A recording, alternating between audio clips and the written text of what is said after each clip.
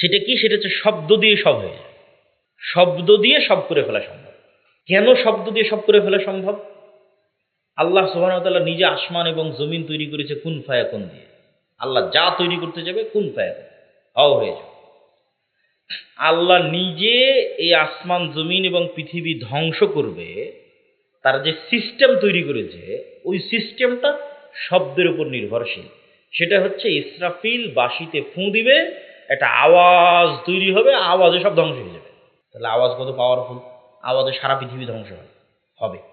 আওয়াজ দিয়ে সারা পৃথিবী ধ্বংস হবে, সূর্য ভেঙে যাবে, আসমান ফেটে যাবে।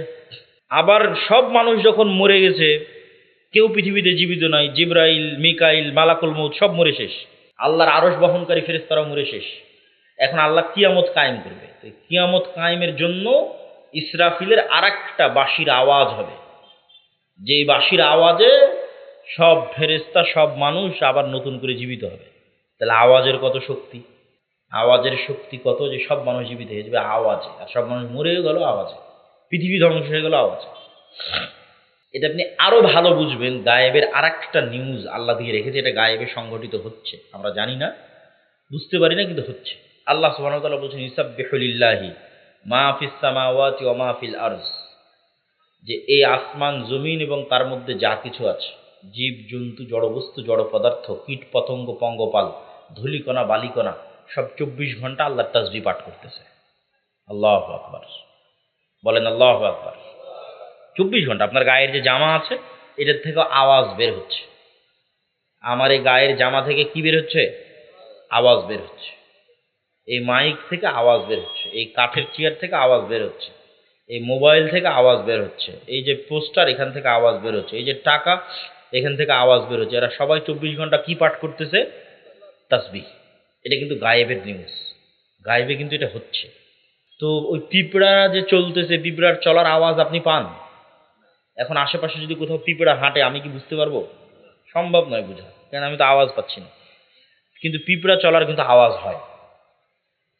পিঁপড়া চলার একটা কি হয়? এটা আবার অন্য প্রাণী বুঝতে পারে, যেমন হাতি বা এদের মতো যারা সূক্ষ্ম আওয়াজ ধরতে পারে ওরা বুঝতে পারে। তাহলে পিঁপড়ার আওয়াজ যেমন আমি বুঝি না, এরকম এখানে 24 ঘন্টা আওয়াজ তৈরি হচ্ছে, আল্লাহর তাসবিহ পাঠ হচ্ছে, এটা কিন্তু আমি বুঝতে পারতেছি, কিন্তু হচ্ছে। শুধু এতটুকুই না, এরা সব আওয়াজ বুঝে। এরা সবাই কি বুঝে? আওয়াজ বুঝে। যেমন আমি যদি এখন বলি সুবহান আল্লাহ, তাহলে এই টিস্যু পেপারটাই সুবহান আল্লাহটা বুঝে। এটাই সত্য, এটা গায়েবের নিউজ। এই জন্য প্রথম পয়েন্ট দিয়েছি গায়েবের উপর ইয়াকিন, মানে এটা গায়েবে ঘটতেছে, এটার উপর ইয়াকিন না তৈরি হওয়া পর্যন্ত বিজয়ী হবে না। এটার উপর ইয়াকিন রাখতে হবে, যে আমি যে বললাম সুবহান আল্লাহ, যেহেতু আল্লাহ বলেছে তাহলে এটা এই সুবহান আল্লাহ বুঝে। দলিল, রাসূল সাল্লাল্লাহু আলাইহি ওয়াসাল্লাম বলতেছে মুয়াজ্জিন যখন আজান দেয়, এই মুয়াজ্জিনের আজান যতদূর পর্যন্ত যায় অতদূর পর্যন্ত প্রত্যেকটা ধূলিকণা বালিকণা জীব জন্তু জড় পদার্থ কীট পতঙ্গ পঙ্গপাল সব মুয়াজ্জিনের আওয়াজ ধরে রেখেছে, কিয়ামতের মাঠে সাক্ষী দিবে। আল্লাহু আকবার। মুয়াজ্জিনের আওয়াজ বুঝেছে, সাক্ষী দিবে। তাহলে আমি আল্লাহু আকবার বলতেছি, বুঝতেছি। তাহলে এই জন্য সাউন্ডের উপরেই তো তাহলে সারা পৃথিবী দাঁড়িয়ে আছে, আওয়াজের উপরেই সারা পৃথিবী দাঁড়িয়ে আছে। তাহলে আওয়াজ সবচেয়ে পাওয়ারফুল। এই জন্য মূসা আলাইহিস সালাতু ওয়াস সালামের লাঠির চেয়েও, এবং ঈসা আলাইহিস সালাতু ওয়াস সালাম যে মৃতকে জীবিত করত, মানুষের অন্ধ ভালো করে দিত, তারপরে মাথায় টাক পড়ে থাকলে ভালো করে দিত, এগুলোর চাইতেও বেশি পাওয়ারফুল মুজিজা হচ্ছে এটা। কেননা এটা সরাসরি আল্লাহর নিজের আওয়াজ। বলেন আল্লাহু আকবার। কোরআন কার শব্দ, কার বাক্য? আল্লাহর শব্দ, আল্লাহর বাক্য। আল্লাহ সুবহানাহু ওয়া তাআলার কাছ থেকে জিবরাইল আলাইহিস সালাতু ওয়াস সালাম, জিবরাইল আলাইহিস সালাতু ওয়াস সালামের কাছ থেকে মুহাম্মদ সাল্লাল্লাহু আলাইহি ওয়াসাল্লাম, মুহাম্মদ সাল্লাল্লাহু আলাইহি ওয়াসাল্লামের কাছে সাহাবীরা, হ্যাঁ আমরা, এই তো সরাসরি আল্লাহর আওয়াজ আমরা উচ্চারণ করতেছি। আল্লাহু আকবার। এই জন্য শ্রেষ্ঠতম জিকির এটা। জিকিরের জগতে যত জিকির আছে তার মধ্যে সর্বশ্রেষ্ঠ জিকির কি? কোরআন। কেন এটা কার কথা? আল্লাহর কথা। তাহলে মুসলমানদের কাছে কত পাওয়ারফুল জিনিস আছে এবার বুঝেন। মুসলমানরা যদি বলে যে না আমরা জিততে পারতেছি না, তাহলে এটা অন্য কোথাও সমস্যা। আল্লাহর সাহায্য নিশ্চিত হচ্ছে না, এই জন্য বিজয় হচ্ছে না। ঈমান বিল গায়বে ইয়াকিন নাই, এই জন্য বিজয় হচ্ছে না। সবাই বস্তুবাদী হয়ে গেছে, দুনিয়ামুখী হয়ে গেছে। সবাই আর 5টা বছর বাঁচতে চায়, কারো পরকালের উপর ইয়াকিন নাই। ঠিক আছে? এবং কেউ এই অদৃশ্য জগতের জিনিসগুলোকে ইউজ করতেছে না। নামাজই পড়ে না, জিকিরই করে না, তো আল্লাহকে কি সাহায্য করবে? তো গণনার মধ্যেই নাই আল্লাহ। ভাগাড়ে পড়ে গেলেও আল্লাহ দেখবে না যে কে ভাগাড়ে পড়ে মারা গেল, দেখবেন না, কেন গন্তির মধ্যেই নাই। তাহলে এই জিনিসগুলো আপনি যতক্ষণ কাজে না লাগাবেন, সবচেয়ে পাওয়ারফুল জিনিসগুলো মুসলমানদের কাছে আছে। এবং আমার ধারণা, আমি জানি না, আল্লাহু আলাম, আল্লাহ ভালো জানে, কিন্তু আমার মন বলে যে মানুষ যেমন আজ থেকে 50-100 বছর আগে এই মোবাইলের মাধ্যমে যোগাযোগ করা যাবে এটা জানতো না, তো আজ থেকে 500-1000 বছর পর, যেটার কথা রাসূল সাল্লাল্লাহু আলাইহি ওয়াসাল্লাম বলেছে যে মুসলমানদের তাকবীর ধ্বনিতে শহর বিজয় হয়ে যাবে। শুধু তাকবীর, আওয়াজ, জিকির, পাওয়ার, এর ক্ষমতা, কেননা ওই দেওয়ালটা এই তাকবীর বোঝে। আল্লাহু আকবার, এই তাকবীরটা দেওয়াল বোঝে, এলাকা বোঝে। তো এরকম এক যুগ চলে আসবে যখন মুসলমানদের জিকির, তাকবীর, সুবহানাল্লাহ, আলহামদুলিল্লাহ, আল্লাহু আকবারই যুদ্ধ বিজয় হয়ে যাবে। রাসূল সাল্লাল্লাহু আলাইহি ওয়াসাল্লাম হাদিসেও বলেছে। তাহলে জিকির খুবই পাওয়ারফুল। আমরা কিন্তু সালাতের মধ্যে বেশিরভাগ 90% জিকির করি। সালাতের মধ্যে 90% জিকির করি। আপনাকে আমি দেখাই, তাহলে বুঝবেন যে সালাতের মধ্যে একটা ইবাদত জিকির দিয়ে সাজানো আছে। মুয়াজ্জিন যখন আজান দিচ্ছে, ওই আজান পুরোটাই জিকির। আল্লাহু আকবার, এটা জিকির। লা ইলাহা ইল্লাল্লাহ, এটা জিকির। এগুলো কিন্তু দোয়া নয় যে আল্লাহর কাছে আমি কিছু চাচ্ছি, আল্লাহ তুমি আমাকে এটা দাও, সেটা নয়। কিন্তু শুধু আল্লাহর বড়ত্ব বর্ণনা করে। আল্লাহু আকবার জিকির, লা ইলাহা ইল্লাল্লাহ জিকির। তাহলে আজান দিয়ে শুরু হলো, একামাত জিকির। সালাত শুরু করলাম আল্লাহু আকবার, এটাও জিকির। সালাতের শুরুতে সূরা ফাতিহা পড়লাম, এটা শ্রেষ্ঠতম জিকির, কেন কোরআন, আল্লাহর সাউন্ড, আল্লাহর আওয়াজ। আর একটা ভিন্ন কোনো সূরা পড়লাম, সেটাও জিকির। আল্লাহু আকবার বলে রুকুতে চলে গেলাম, জিকির। রুকু থেকে সুবহান রাব্বিয়াল আযীম, এটা তাসবিহ, জিকির। এখানেও কিন্তু কোনো চাওয়া নাই যে আল্লাহ আপনি আমাকে এটা দেন, এটা দিয়েন না, এগুলো নাই। ওখান থেকে উঠলাম রব্বানা লাকাল হামদ, কে প্রশংসা করবে, আল্লাহ তার প্রশংসা শুনবে, তো প্রশংসা জিকির, রব্বানা লাকাল হামদ। সিজদায় চলে গেলাম, আল্লাহু আকবার, সুবহান রাব্বিয়াল আ'লা, এটাও তাসবিহ, জিকির।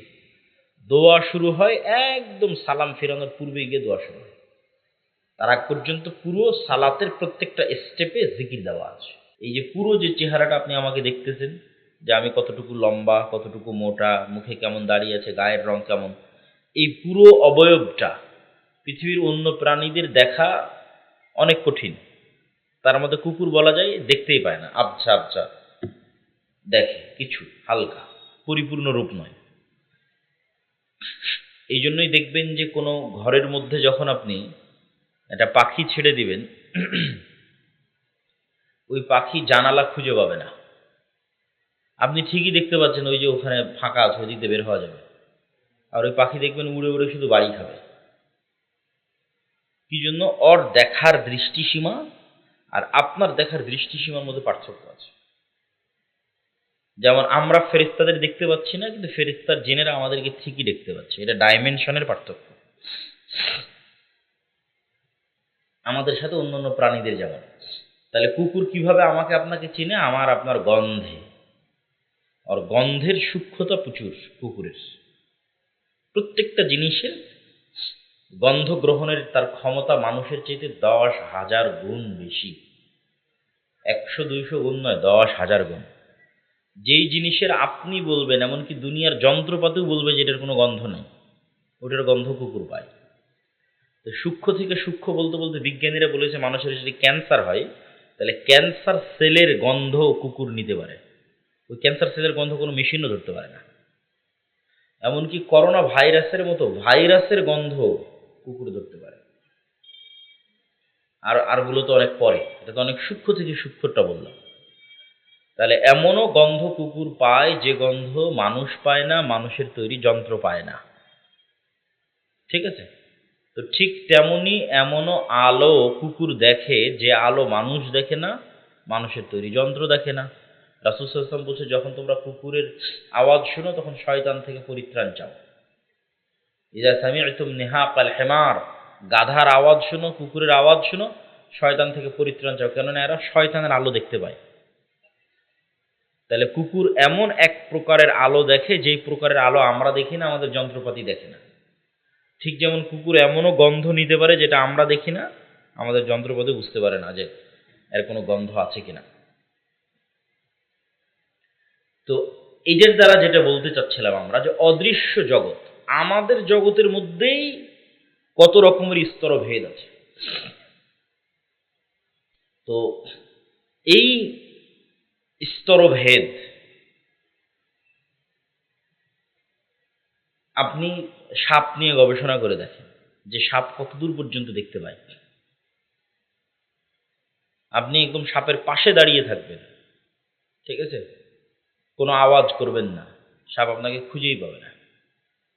আমরা হয়তো সাপকে দেখে ভয় পালিয়ে আসি, কেননা সাপের দৃষ্টিসীমা আরো অনেক সীমাবদ্ধ, নাই বললেই চলে। তো আমাদের পৃথিবীতে বসবাসরত প্রত্যেক প্রাণী নিয়ে যখন আপনি গবেষণা করবেন, দেখবেন এরা এক একজন এক এক জগতে বাস করতেছে।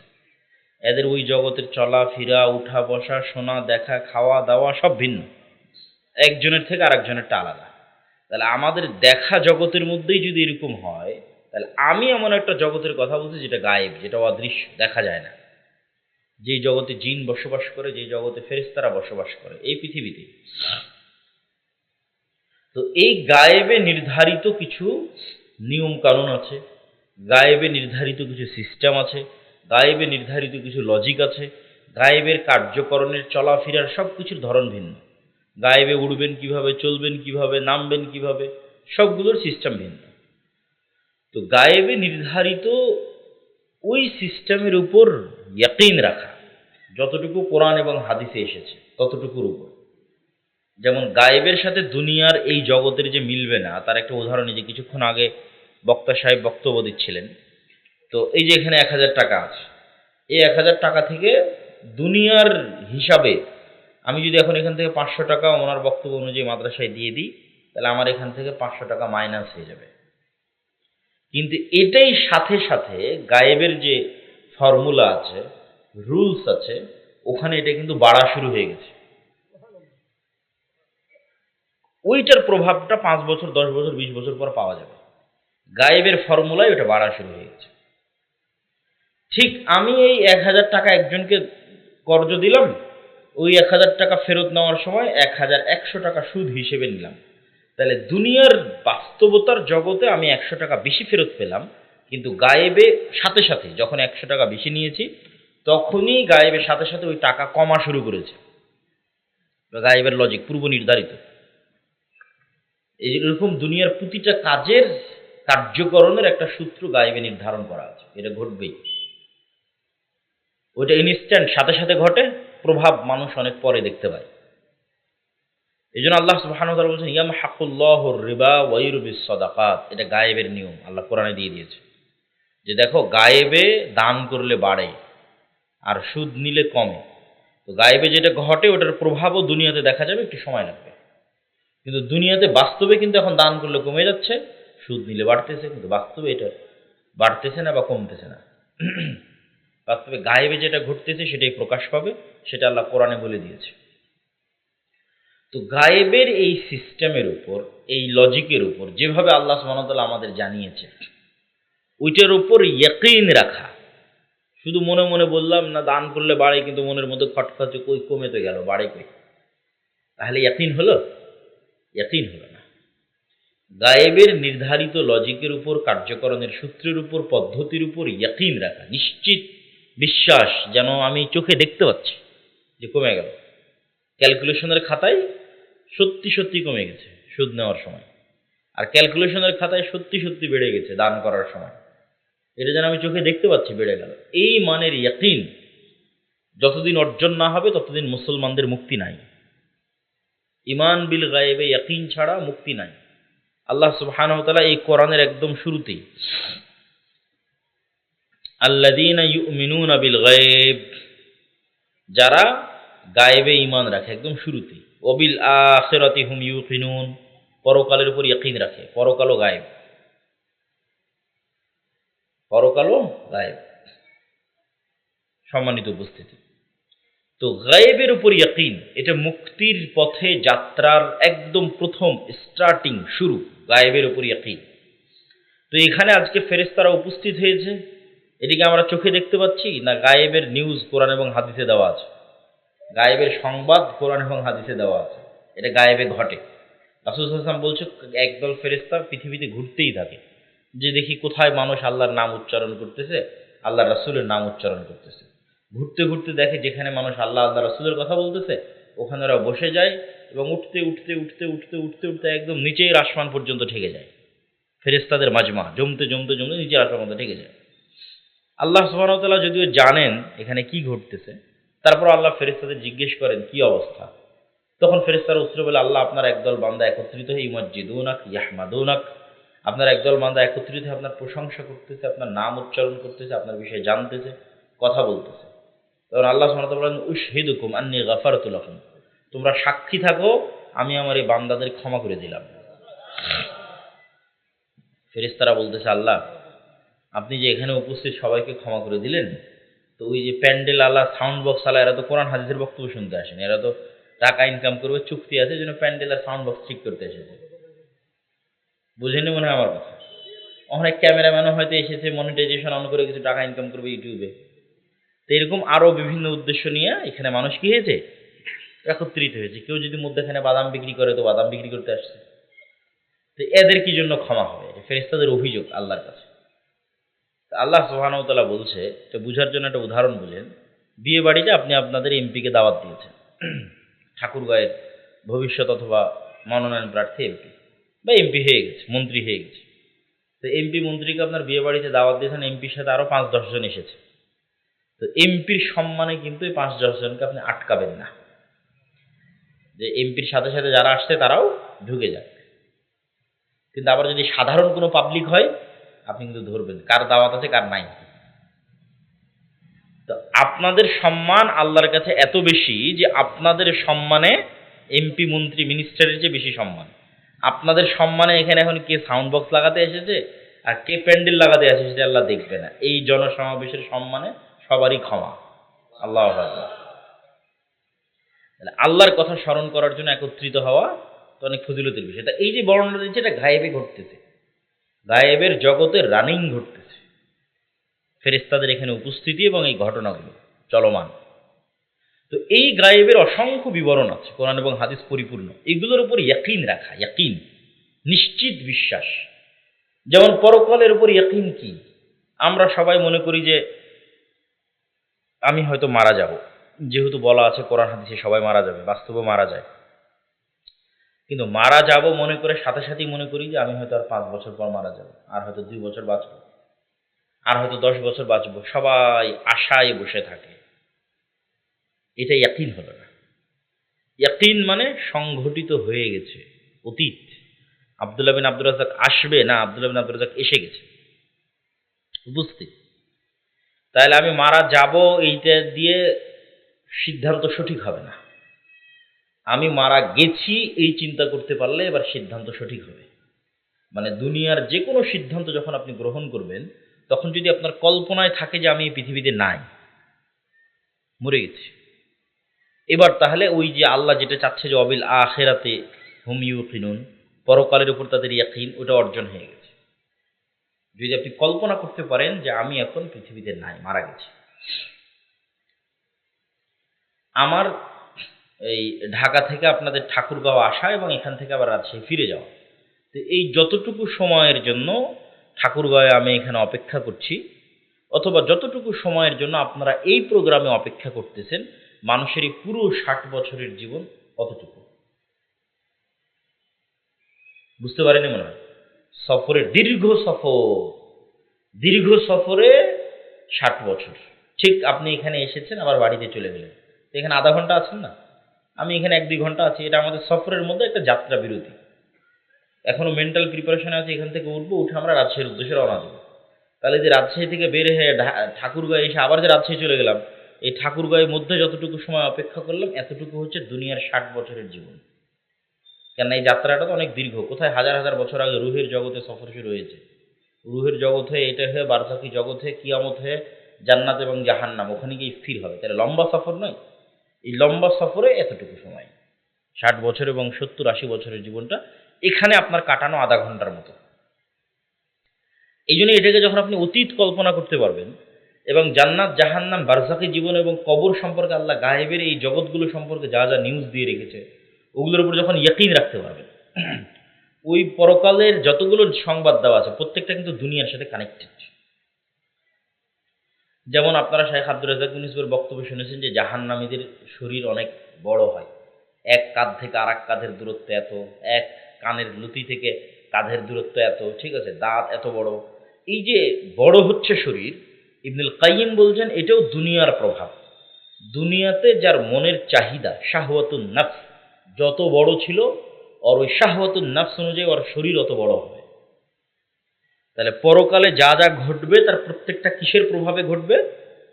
দুনিয়ার প্রভাবে ঘটবে। এটা একটা আর একটার সাথে কানেক্টেড। ওইটার গায়েবের সংবাদ এখানে আগে দেওয়া আছে, এবং প্রত্যেকটার একটা রূপ পরকালে কিয়ামতের মাঠে আপনি দেখতে পাবেন।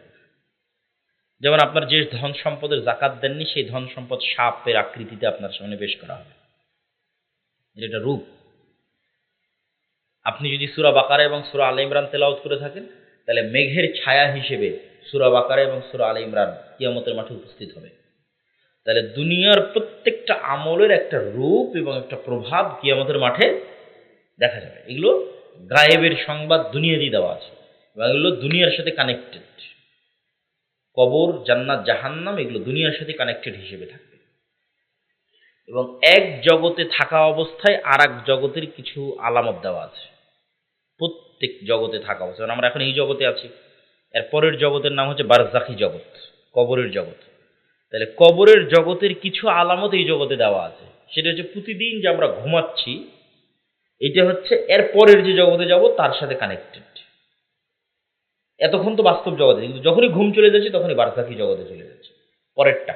এর পরের যেটা পার্মানেন্টলি শুরু হবে ওটা তো আবার সকালবেলা ঘুম থেকে উঠতেছি, আবার ঘুম চলে যাচ্ছে, আবার ঘুম, যতবার ঘুম যাচ্ছে ততবার বারজাখী জগতে যাচ্ছে, আবার ফেরত আসছে, না পরেরটা পার্মানেন্টলি বারজাখী জগৎ।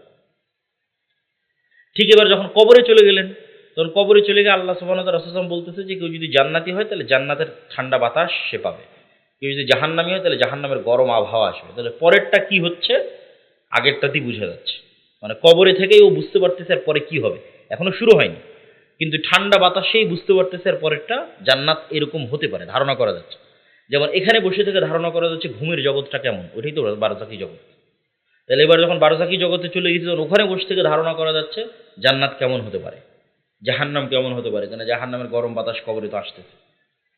তাহলে এক জগতে থাকা অবস্থায় পরের জগতের চিহ্ন। এই জন্য ঘুমানোর সময় রাসূলুল্লাহ সাল্লাল্লাহু আলাইহি ওয়াসাল্লাম দোয়া শিখিয়ে দিলেন যে আল্লাহুম্মা বিইসমিকা আমুতু, হে আল্লাহ আপনার নামে ঘুমাচ্ছি না, আপনার নামে মৃত্যুবরণ করতেছি।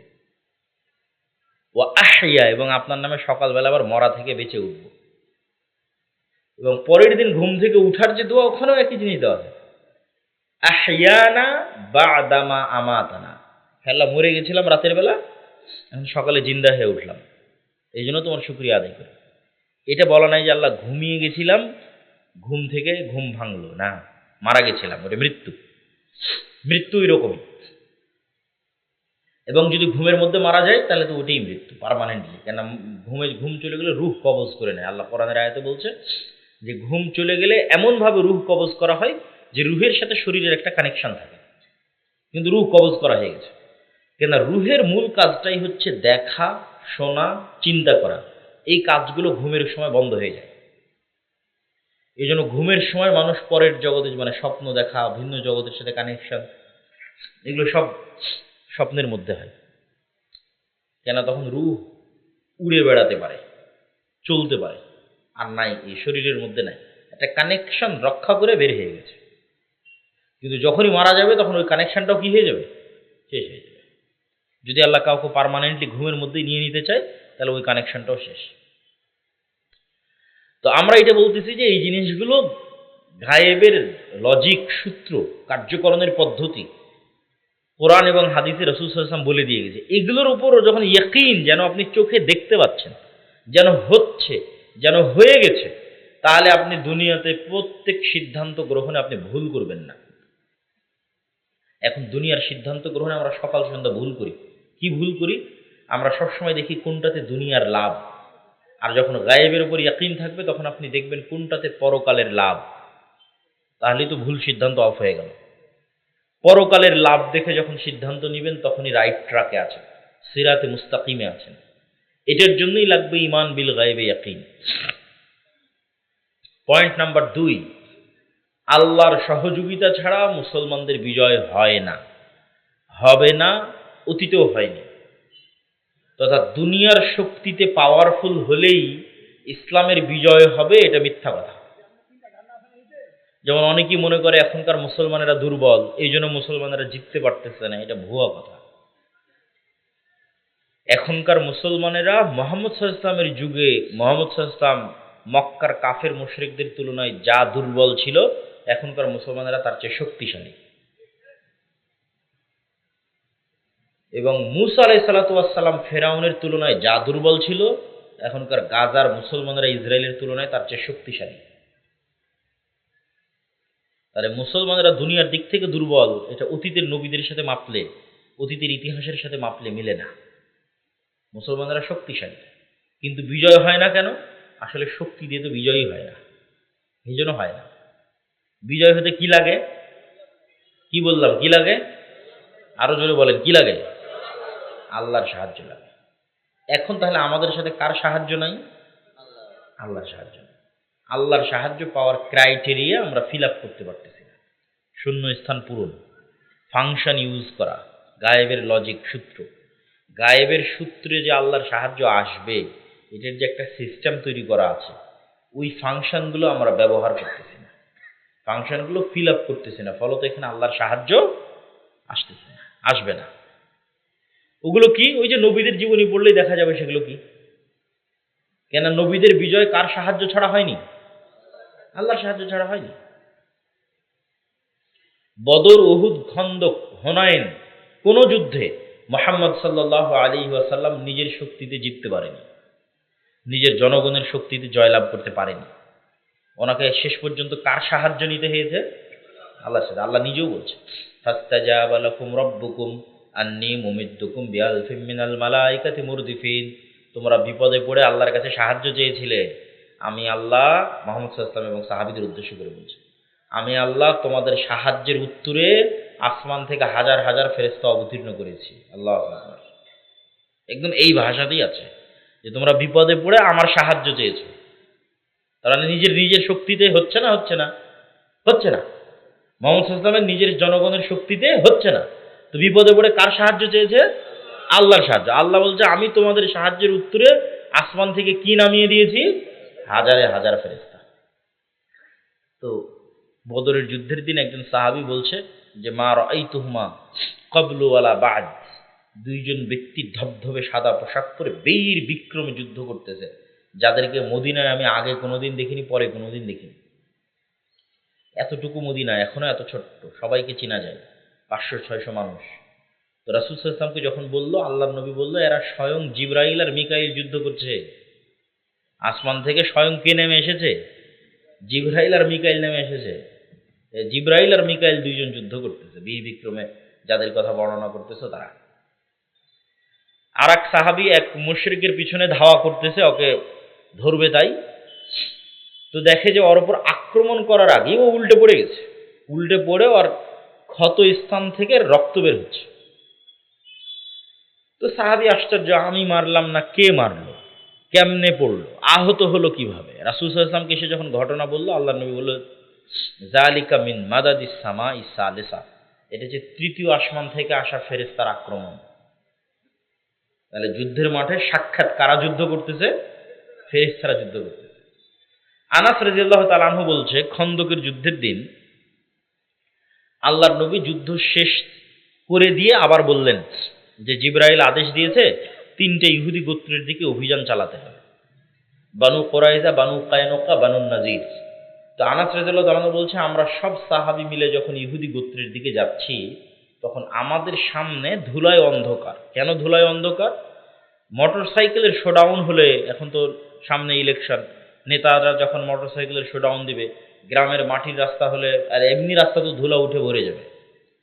তো বলছে, আমাদের সামনে দিয়ে জিবরাইলের ঘোড়সওয়ার বাহিনী গেছে। তো জিবরাইলের ঘোড়সওয়ার বাহিনীর পায়ের আঘাতে ধুলায় অন্ধকার হয়ে আছে। বলেন আল্লাহু আকবার।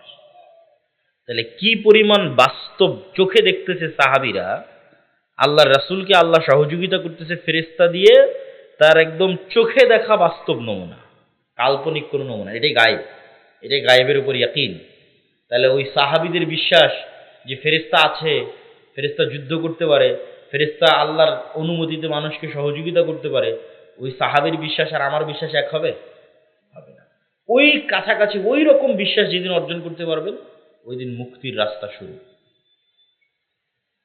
হানজালা রাদিয়াল্লাহু তাআলা আনহু উহুদের যুদ্ধে মারা গেছেন, আল্লাহ তাকে শহীদ হিসেবে কবুল করুক, আল্লাহুম্মা আমিন। তো উনার ক্ষেত্রে রাসূল সাল্লাল্লাহু আলাইহি ওয়াসাল্লাম বলতেছে, সাহাবীরা বলতেছে তাকে গোসল দিতে হবে, কেননা তারপর ফরজ গোসল ছিল। তো আল্লাহর নবী বলতেছে যে ইন্না সাহিবাকুম তুগাসসিলুহুল মালায়েকা, তোমাদের বন্ধু হানজালাকে ইতিমধ্যেই ফেরেশতারা গোসল দিয়ে ফেলেছে। তাহলে গোসল দেওয়া দুনিয়ার কাজ, বাস্তব জগতের কাজ, এটা ইতিমধ্যে ফেরেশতারা কি করে ফেলেছে? সম্পূর্ণ করে ফেলেছে। তো আবার সাহাবীদেরকে আল্লাহর নবী শোনাচ্ছে। তো এরকম ফেরেশতা রাসূল সাল্লাল্লাহু আলাইহি ওয়াসাল্লামের জীবদ্দশায় ফেরেশতাদের সাথে সাহাবী এবং আল্লাহর নবীর কানেক্টিভিটি, ইন্টারাকশন, অসংখ্য বর্ণনা, আমি বহু বক্তব্য পূর্ণ আলোচনা করেছি।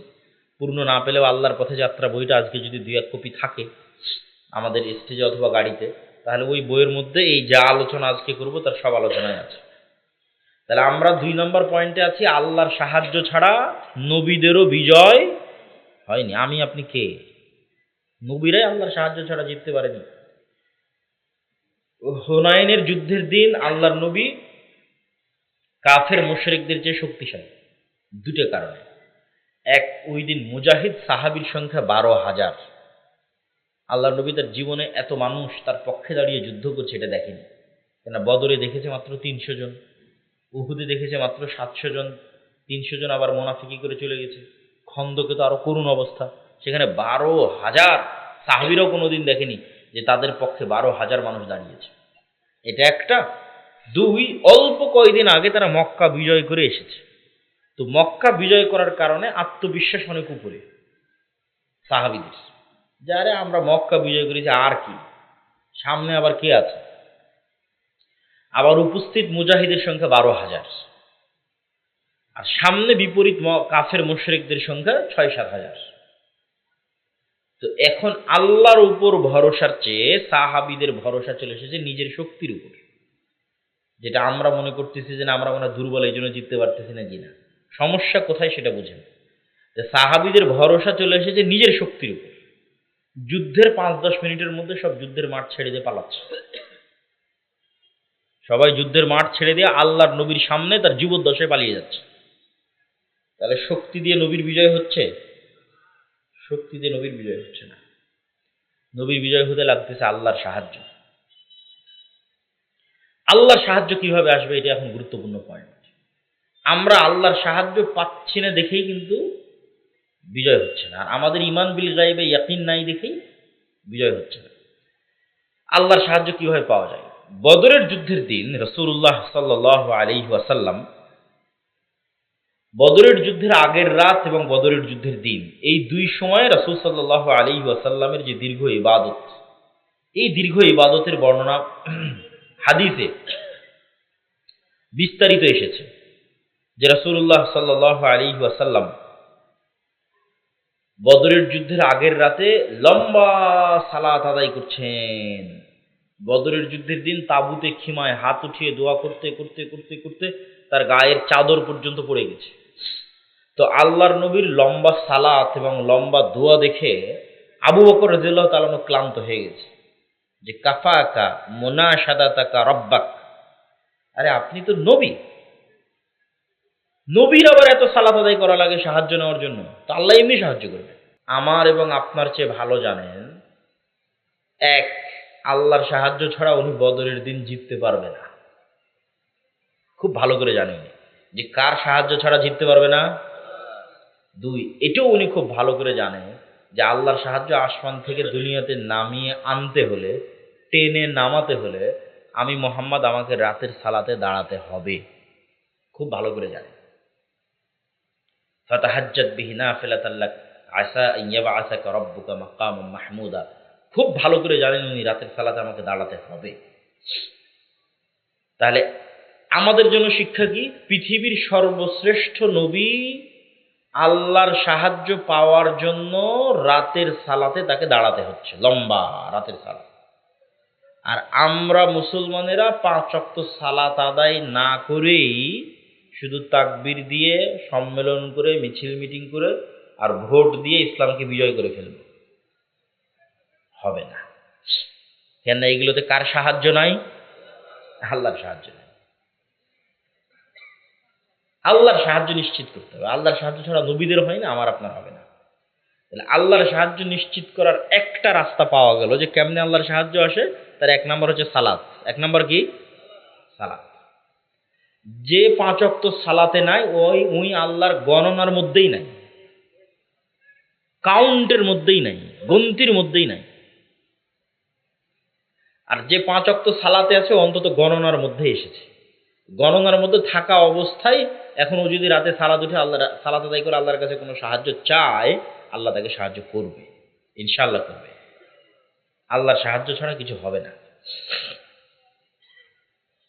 তো আপনাদের বুঝার সুবিধার্থে, ইয়াং জেনারেশনের বুঝার সুবিধার্থে বলি যে সালাত আল্লাহর সাহায্য পাওয়ার একটা টেকনোলজি। তাহলে বললে তুমি বুঝতে পারবা যে এই টেকনোলজি কিভাবে কাজ করে। তোমাকে বুঝাই, আসলে ওইভাবে করে সেটা বলতেছে না, বুঝার সুবিধার্থে, যাতে বুঝতে পারো যে না, এটা আল্লাহ সুবহানাহু ওয়া তাআলার সাহায্য পাওয়ার ইনস্ট্যান্ট মাধ্যম, ইমিডিয়েট মাধ্যম।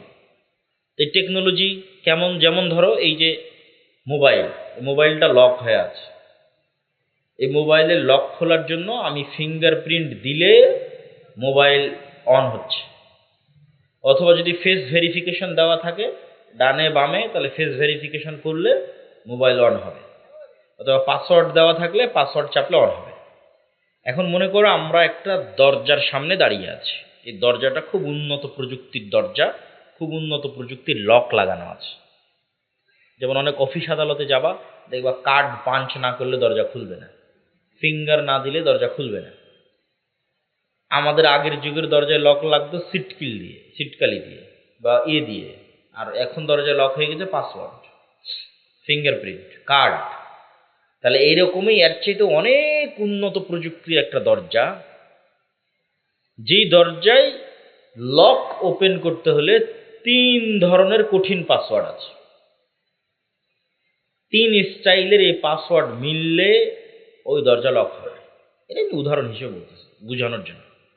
একটা হচ্ছে ওই দরজাটা নির্ধারিত সময়ই ওপেন হয়, ওই নির্ধারিত সময়ের বাইরে কি হয় না, ওপেন হয় না। তাহলে ওই নির্ধারিত সময়ে ওই দরজার সামনে আসতে হয়। নির্ধারিত সময়ে দরজার সামনে আসলাম, আসার পরে যেমন ফেস ভেরিফিকেশনে আমার চেহারা ধরে রেখেছে আমার মোবাইল, তো ওইরকম ওই দরজার মধ্যে কিছু চিত্র, কিছু পিকচার আপলোড দেওয়া আছে, ইনস্টল দেওয়া আছে, যে দরজার সামনে আসবে ও যদি এই পিকচার কপি করতে পারে তাহলে দরজা খুলবে। শুধু পিকচারে দরজা খুলবে না, ওই প্রত্যেকটা পিকচারের সাথে কানেক্টেড একটা সাউন্ড দেওয়া আছে। ওই পিকচার দেওয়া অবস্থায় ওই আওয়াজটাই বের করতে হবে। এত উন্নত প্রযুক্তির দরজা।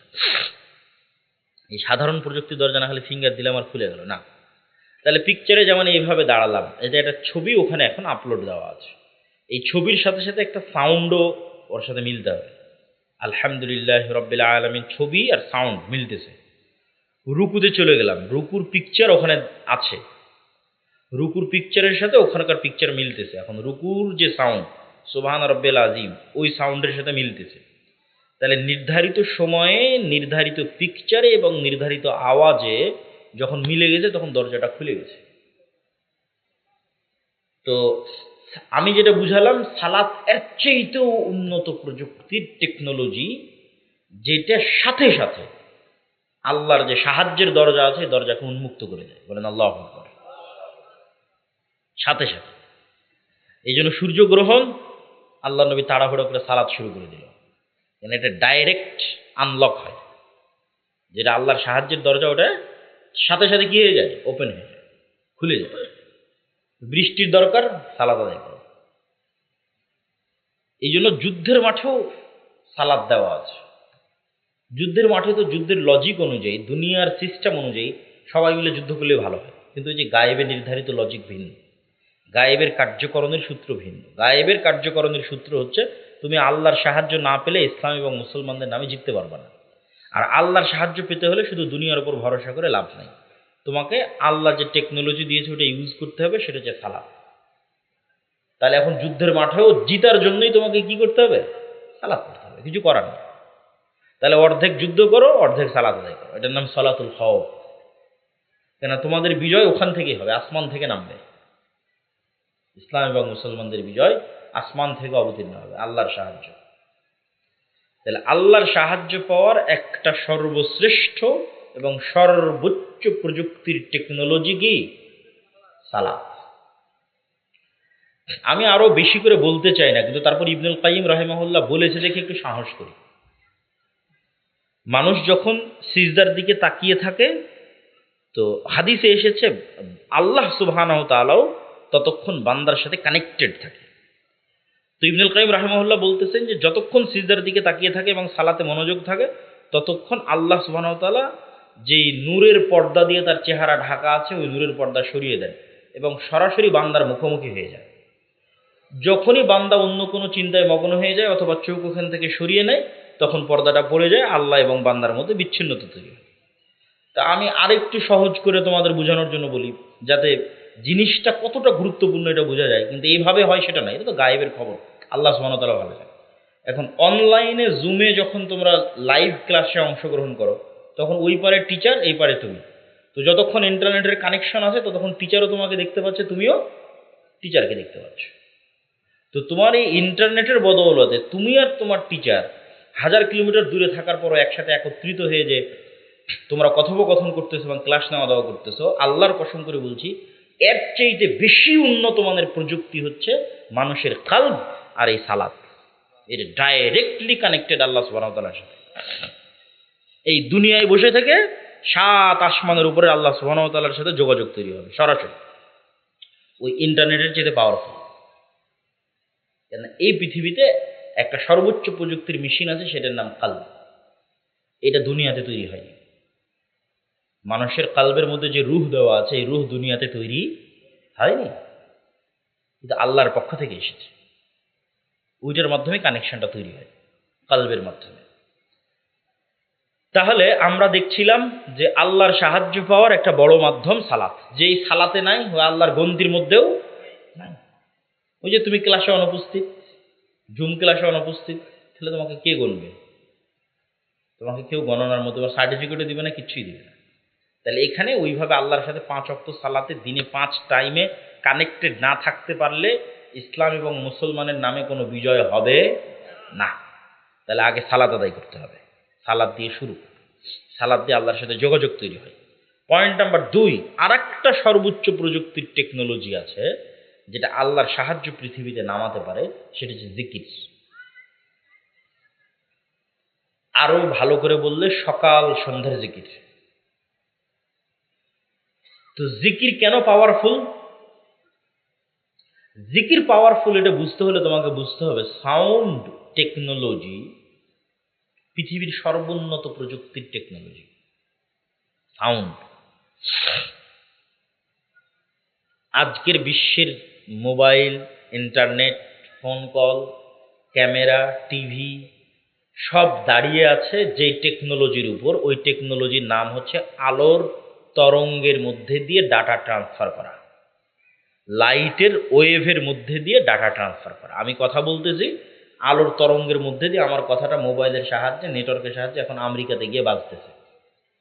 এই যে আলোর তরঙ্গ আমরা ইউজ করতেছি মানুষেরা, এটা আগে থেকেই ছিল, আমরা জানতাম না, এখন আমরা জানতে পেরেছি যে ওটা ব্যবহার করতেছি।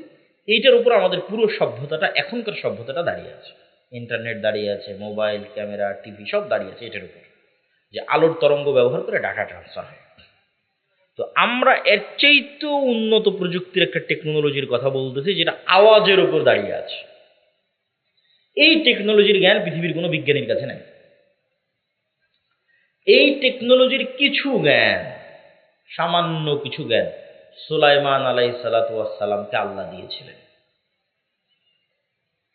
রানী বিলকিসের যে সিংহাসন চোখের পলকে উপস্থিত করা হলো সুলাইমান আলাইহিস সালাতু ওয়াস সালামের দরবারে, এটা জিনদের শক্তিতেও সম্ভব নয়। এটা ছিল অনেক চিন্তা ভাবনা করলে দেখা যাবে এটা আসলে ছিল সাউন্ড টেকনোলজি। পিরামিড যে এত উপরে তৈরি হয়েছে, এত উঁচুতে, এখনকার প্রযুক্তিতে অত উঁচুতে পাথর নিয়ে যাওয়া সম্ভব নয়। তো অনেক বিজ্ঞানী গবেষণা করে বের করার চেষ্টা করেছে, এটা ছিল সাউন্ড টেকনোলজি, আওয়াজ নির্ভর একটা টেকনোলজি। ওই টেকনোলজির জ্ঞান বিজ্ঞানীদের কাছে নেই, হালকা কিছু জ্ঞান আল্লাহ সুলাইমান আলাইহিস সালাম এবং তার কওম, তার উম্মতকে কিছু দেওয়া ছিল। সেটা কি? সেটা হচ্ছে শব্দ দিয়ে সব হয়ে যায়, শব্দ দিয়ে সব করে ফেলা সম্ভব। কেন শব্দ দিয়ে সব করে ফেলা সম্ভব? আল্লাহ সুবহানাহু ওয়া তাআলা নিজে আসমান এবং জমিন তৈরি করেছে কুন ফায়াকুন দিয়ে। আল্লাহ যা তৈরি করতে যাবে কুন ফায়াকুন, হও হয়ে যাবে। আল্লাহ নিজে এই আসমান জমিন এবং পৃথিবী ধ্বংস করবে, তার যে সিস্টেম তৈরি করেছে ওই সিস্টেমটা শব্দের উপর নির্ভরশীল।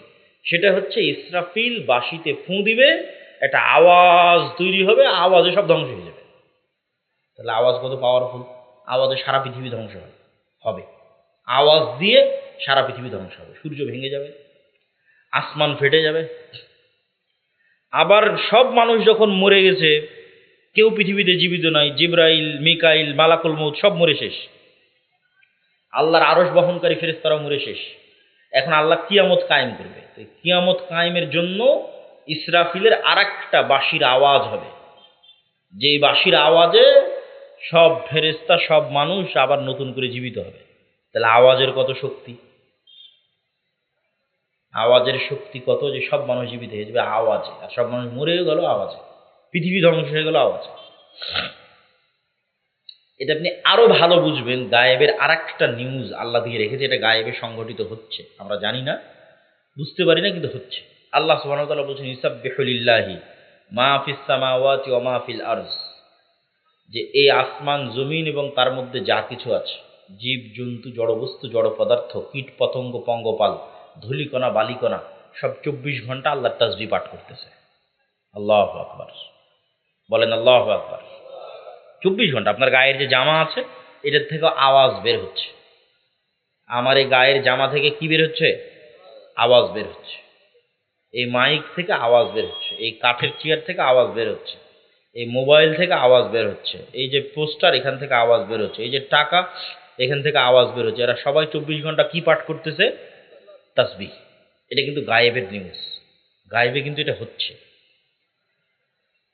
তো ওই পিঁপড়া যে চলতেছে, পিঁপড়ার চলার আওয়াজ আপনি পান? এখন আশেপাশে যদি কোথাও পিঁপড়া হাঁটে আমি কি বুঝতে পারবো? সম্ভব নয় বোঝা, কারণ আমি তো আওয়াজ পাচ্ছি না। কিন্তু পিঁপড়া চলার কিন্তু আওয়াজ হয়, পিঁপড়া চলার একটা কি হয়? আওয়াজ হয়। এটা আবার অন্য প্রাণী বুঝতে পারে, যেমন হাতি বা এদের মতো যারা সূক্ষ্ম আওয়াজ ধরতে পারে ওরা বুঝতে পারে।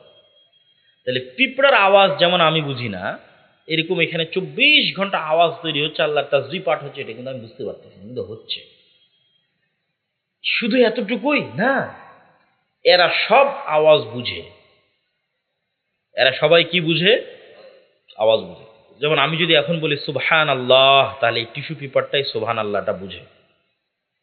এটাই সত্যি, এটা গায়েবের নিউজ। এই জন্য প্রথম পয়েন্ট দিয়েছি গায়েবের উপর ইয়াকিন, মানে এটা গায়েবে ঘটতেছে, এটার উপর ইয়াকিন না তৈরি হওয়া পর্যন্ত বিজয়ী হবে না। এটার উপর ইয়াকিন রাখতে হবে, যে আমি যে বললাম সুবহান আল্লাহ, যেহেতু আল্লাহ বলেছে তাহলে এটা এই সুবহান আল্লাহ বুঝে। দলিল, রাসূল সাল্লাল্লাহু আলাইহি ওয়াসাল্লাম বলতেছে মুয়াজ্জিন যখন আজান দেয়, এই মুয়াজ্জিনের আজান যতদূর পর্যন্ত যায় অতদূর পর্যন্ত প্রত্যেকটা ধূলিকণা, বালিকণা, জীব জন্তু, জড় পদার্থ, কীট পতঙ্গ, পঙ্গপাল সব মুয়াজ্জিনের আওয়াজ ধরে রেখেছে, কিয়ামতের মাঠে সাক্ষী দিবে। আল্লাহু আকবার। মুয়াজ্জিনের আওয়াজ বুঝেছে, সাক্ষী দিবে। তাহলে আমি আল্লাহু আকবার বলতেছি, বুঝতেছি। তাহলে এই জন্য সাউন্ডের উপরেই তো তাহলে সারা পৃথিবী দাঁড়িয়ে আছে, আওয়াজের উপরেই সারা পৃথিবী দাঁড়িয়ে আছে। তাহলে আওয়াজ সবচেয়ে পাওয়ারফুল। এই জন্য মূসা আলাইহিস সালাতু ওয়াস সালামের লাঠির চেয়েও, এবং ঈসা আলাইহিস সালাতু ওয়াস সালাম যে মৃতকে জীবিত করত, মানুষের অন্ধ ভালো করে দিত, তারপরে মাথায় টাক পড়ে থাকলে ভালো করে দিত, এগুলোর চাইতেও বেশি পাওয়ারফুল মুজিজা হচ্ছে এটা। কেননা এটা সরাসরি আল্লাহর নিজের আওয়াজ। বলেন আল্লাহু আকবার। কোরআন কার শব্দ, কার বাক্য? আল্লাহর শব্দ, আল্লাহর বাক্য। আল্লাহ সুবহানাহু ওয়া তাআলার কাছ থেকে জিবরাইল আলাইহিস সালাতু ওয়াস সালাম জিবরাইল আলাইহিস সালামের কাছে মোহাম্মদ সাল্লাল্লাহু আলাইহি ওয়াসাল্লাম, মোহাম্মদ সাল্লাল্লাহু আলাইহি ওয়াসাল্লামের কাছে সাহাবীরা, হ্যাঁ আমরা। এই তো সরাসরি আল্লাহর আওয়াজ আমরা উচ্চারণ করতেছি, আল্লাহু আকবার। এই জন্য শ্রেষ্ঠতম জিকির এটা।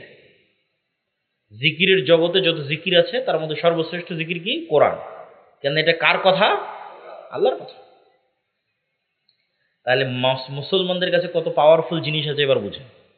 মুসলমানরা যদি বলে যে না আমরা জিততে পারতেছি না, তাহলে এটা অন্য কোথাও সমস্যা।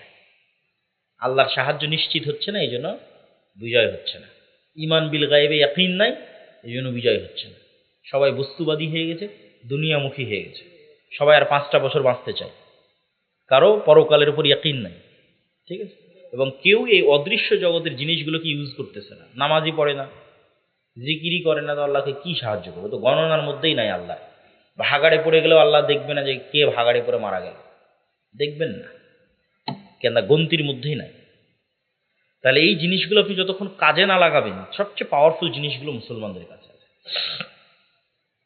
এবং আমার ধারণা, আমি জানি না, আল্লাহু আলাম, আল্লাহ ভালো জানে, কিন্তু আমার মন বলে যে মানুষ যেমন আজ থেকে 50-100 বছর আগে এই মোবাইলের মাধ্যমে যোগাযোগ করা যাবে এটা জানতো না, তো আজ থেকে 500-1000 বছর পর যেটার কথা রাসূল সাল্লাল্লাহু আলাইহি ওয়াসাল্লাম বলেছে যে মুসলমানদের তাকবীর ধ্বনিতে শহর বিজয় হয়ে যাবে। শুধু তাকবীর, আওয়াজ, জিকির, পাওয়ার, এর ক্ষমতা। কেননা ওই দেওয়ালটা এই তাকবীর বোঝে। আল্লাহু আকবার, এই তাকবীরটা দেওয়াল বোঝে, এলাকা বোঝে। তো এরকম এক যুগ চলে আসবে যখন মুসলমানদের জিকির, তাকবীর, সুবহানাল্লাহ, আলহামদুলিল্লাহ, আল্লাহু আকবারই যুদ্ধ বিজয় হয়ে যাবে। রাসূল সাল্লাল্লাহু আলাইহি ওয়াসাল্লাম হাদিসেও বলেছে। তাহলে জিকির খুবই পাওয়ারফুল। আমরা কিন্তু সালাতের মধ্যে বেশিরভাগ 90% জিকির করি। সালাতের মধ্যে 90% জিকির করি। আপনাকে আমি দেখাই, তাহলে বুঝবেন যে সালাতের মধ্যে একটা ইবাদত জিকির দিয়ে সাজানো আছে। মুয়াজ্জিন যখন আজান দিচ্ছে, ওই আজান পুরোটাই জিকির। আল্লাহু আকবার, এটা জিকির। লা ইলাহা ইল্লাল্লাহ, এটা জিকির। এগুলো কিন্তু দোয়া নয় যে আল্লাহর কাছে আমি কিছু চাচ্ছি, আল্লাহ তুমি আমাকে এটা দাও, সেটা নয়। কিন্তু শুধু আল্লাহর বড়ত্ব বর্ণনা করে। আল্লাহু আকবার জিকির, লা ইলাহা ইল্লাল্লাহ জিকির। তাহলে আজান দিয়ে শুরু হলো, একামাত জিকির। সালাত শুরু করলাম, আল্লাহু আকবার, এটাও জিকির। সালাতের শুরুতে সূরা ফাতিহা পড়লাম, এটা শ্রেষ্ঠতম জিকির। কেন? কোরআন, আল্লাহর সাউন্ড, আল্লাহর আওয়াজ। আর একটা ভিন্ন কোনো সূরা পড়লাম, সেটাও জিকির। আল্লাহু আকবার বলে রুকুতে চলে গেলাম, জিকির। রুকু থেকে সুবহান রাব্বিয়াল আযীম, এটা তাসবিহ, জিকির। এখানেও কিন্তু কোনো চাওয়া নাই যে আল্লাহ আপনি আমাকে এটা দেন, এটা দিয়েন না, এগুলো নাই। ওখান থেকে উঠলাম, রব্বানা লাকাল হামদ। কে প্রশংসা করবে? আল্লাহ তার প্রশংসা শুনবে, তো প্রশংসা জিকির, রব্বানা লাকাল হামদ। সিজদায় চলে গেলাম, আল্লাহু আকবার, সুবহান রাব্বিয়াল আ'লা, এটাও তাসবিহ, জিকির। দোয়া শুরু হয় একদম সালাম ফেরানোর পূর্বে গিয়ে দোয়া শুরু হয়। তার আগ পর্যন্ত পুরো সালাতের প্রত্যেকটা স্টেপে জিকির দেওয়া আছে। জিকির খুবই পাওয়ারফুল। এখন জিকিরের পাওয়ার বোঝানোর জন্য দুটো ঘটনা বলে এই পয়েন্টের আলোচনা শেষ করব, পরের 2 পয়েন্টে চলে যাব। বিসমিল্লাহ। মুসা আলাইহিস সালাতু ওয়াস সালাম, ফেরাউন ডুবে যাবে, মুসা আলাইহিস সালাম জিতবে, এটা পৃথিবীর সবচেয়ে আশ্চর্য ঘটনা। পৃথিবীর যত আশ্চর্য ঘটনা আছে তার একটা। তো আল্লাহ মুসা আলাইহিস সালাতু ওয়াস সালামকে লাঠি দিলেন, লাঠি ছাড়লে সাপ হয়। আল্লাহ সুবহানাহু ওয়া তাআলা বললেন বগল থেকে হাত বের করো, হাত জ্বলজ্বল করে। জিহ্বায় তোতলামি ছিল, ভালো করে দিলেন। ভাইকে সাথে দিলেন, দিয়ে আল্লাহ বলছেন ওয়ালা তানিয়া ফি যিকরি, মুসা তোমাকে এগুলো সব দিলাম, এগুলো সব অ্যাক্টিভেট থাকবে যদি জিকির অব্যাহত থাকে। আর জিকির বাদ দিয়ে দিলে এগুলো কিন্তু সব ডিঅ্যাক্টিভেট হয়ে যাবে। এখন কল্পনা করেন, এটা ঘটেনি, আমি আপনাকে গুরুত্ব বোঝানোর জন্য কল্পনা করতে বলছি। কল্পনা করেন মুসা আলাইহিস সালাম 1 সপ্তাহ থেকে আর নামাজ পড়ে না, 1 সপ্তাহ থেকে আর জিকির করে না আল্লাহর। 7 দিনের দিন এখন মুসা আলাইহিস সালাম লাঠি মারে আর সাপ হয় না, লাঠি দিয়ে সমুদ্রে বাড়ি মারে আর রাস্তা হয় না, লাঠি দিয়ে পাথরে আঘাত করে আর ঝর্ণা তৈরি হয় না। এখানে এগুলো সব কি হয়ে গেছে? ডিঅ্যাক্টিভেট হয়ে গেছে। ফেসবুকের অ্যাকাউন্ট ডিঅ্যাক্টিভেট হয়ে যায় না, হোয়াটসঅ্যাপ ডিঅ্যাক্টিভেট হয়ে যায় না, তোমাদের টিকটকের অ্যাকাউন্ট ডিঅ্যাক্টিভেট হয়ে যায় না, তাহলে ডিঅ্যাক্টিভেট হয়ে গেছে। টেকনোলজি ডিঅ্যাক্টিভেট হয়ে গেছে। আল্লাহ বলছে ওয়ালা তানিয়া ফি যিকরি, জিকির করতে ভুলবা না। যা দিয়েছি তোমার কালব, এটা পৃথিবীর সবচেয়ে উন্নত প্রযুক্তির মেশিন। তোমার এই কালব যখন আল্লাহ সুবহানাহু ওয়া তাআলার সাথে জিকির এবং সালাতের মাধ্যমে কানেক্টেড, যতক্ষণ কানেক্টেড জিকির এবং সালাতের মাধ্যমে আল্লাহর সাথে, এখন লাঠি দিয়ে তুমি সমুদ্রে বাড়ি মারলে মহাসমুদ্র রাস্তা হয়ে যাবে। আল্লাহু আকবার। কেন লাঠি তখন অ্যাক্টিভেট আছে, ওই লাঠি দিয়ে এখন পাথরে আঘাত করো, ঝর্ণা তৈরি হয়ে যাবে। সবগুলো কাজ করতেছে, কার্যকরী। কেননা মুসা আলাইহিস সালাম জিকিরের মাধ্যমে কানেক্টেড আছে রব্বুল আলামিনের সাথে, সালাতের মাধ্যমে কানেক্টেড আছে রব্বুল আলামিনের সাথে। সম্মানিত বুঝতে, তাহলে এটা হলো জিকিরের পাওয়ার। যে মুসা আলাইহিস সালামকে বলা হচ্ছে সব কিন্তু অচল হয়ে যাবে কি না থাকলে, জিকির না থাকলে। আর জিকিরের মাধ্যমে আমার সাথে কানেক্টেড আছো, আমি তোমার সাথে আছি, সব কাজ করবে, ফাংশন সব অ্যাক্টিভেট, চলবে, কোনো সমস্যা নেই। এমনকি ইতিহাসে একটা ঘটনা আছে, এটার কিছুটা সত্যতা এবং মিথ্যের কিছুটা ইয়েও আছে, কিন্তু কিছু দূর পর্যন্ত ঠিক আছে। কেন কোরআনেও আল্লাহ বলেছে তাবুত হচ্ছে সাকিনা, কোরআনে এত দূর পর্যন্ত বলা আছে যে তাবুত সাকিনা, কিন্তু আমি যে পর্যন্ত বলতেছি এই পর্যন্ত সরাসরি কোরআনে নেই, কিন্তু এতটুকু আছে। তাবুত হচ্ছে মুসা আলাইহিস সালাম যখন মারা গেলেন, তখন মুসা আলাইহিস সালামের লাঠি, মুসা আলাইহিস সালামের পাথর, যে পাথরে ঝর্ণা তৈরি হয়েছিল, মুসা আলাইহিস সালামের কিছু জামা কাপড়, এগুলো সব ওরা একটা বাক্সের মতো জমা করে রেখেছে। এই বাক্সটার নাম দিয়েছে তাবুত। তো এই বানু ইসরায়েলের যেই যুদ্ধেই যেত, ওই বাক্সটা ঘাড়ে করে নিয়ে যেত, বাক্সটা ঘাড়ে করে নিয়ে গিয়ে রাখতো সামনে, রেখে যুদ্ধ শুরু করতো, যুদ্ধে বিজয় হয়ে যেত। পরে ওই বিভিন্ন বড় বড় জাতি প্রজাতি তারা চিন্তা করে কি কারণে এরা জিততেছে, বলে এই তাবুতের কারণে। তখন তাবুত ওরা চুরি করে নিয়ে যায়। পরে দীর্ঘদিন যাবত এই তাবুত আর খুঁজে পাওয়া যায় না, আর নাই। তো ইহুদিদের ধারণা যে এই তাবুত আমাদের যে মসজিদে আকসা, এই যে মসজিদে আকসার যে ডোম অফ দ্য রক, সবুজ গম্বুজ, এই সবুজ গম্বুজের নিচে যে বিশাল পাথর, যেটা মনে করা হয় যে পৃথিবী শুরুর প্রথম পাথর, ওই পাথরের নিচে অথবা মসজিদে আকসার নিচে কোথাও এই তাবুত আছে।